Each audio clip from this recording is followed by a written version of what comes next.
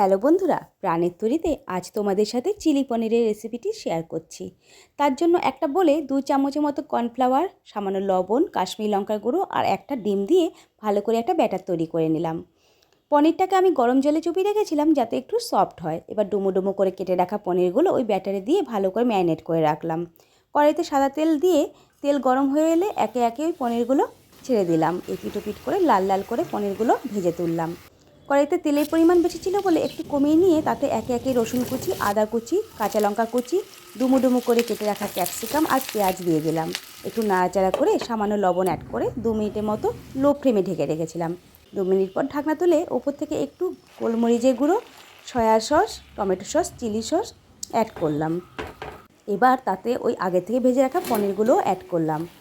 সামান্য একটু নাড়াচাড়া করে নিয়ে আগের থেকেই গুলিয়ে রেখেছিলাম একটা বাটিতে বেশ খানিকটা জলের মধ্যে 1 চামচের মতো কর্নফ্লাওয়ার, সেটা ওই পনিরের মধ্যে ঢেলে দিয়ে সামান্য লবণ দিয়ে 5 মিনিটের জন্য লো ফ্লেমে ঢেকে রেখেছিলাম। 5 মিনিট পর ঢাকনা তুললেই তৈরি হয়ে যাবে চিলি পনির। আসলে যারা চিকেন খেতে ভালোবাসো না তারা পনির দিয়ে এইরকম করে দেখতে পারো একবার। এবার দেখো খেয়ে কেমন হয়েছে। হাতের উপর দেবো না সাইডে দিয়ে চিলি পনির দেখে না, চিলি চিকেন আমার ভালো লাগছে। দারুণ বলেছিলে চিলি চিকেন করতে, বলেছি চিলি পনির খেয়ে দেখো কেমন হচ্ছে। তুমি একটা খেয়ে যাবো। দাও তো মুখে দাও, খেয়ে দেখি কেমন হচ্ছে।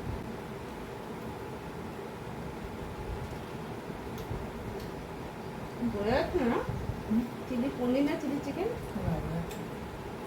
সেটা হয়েছে।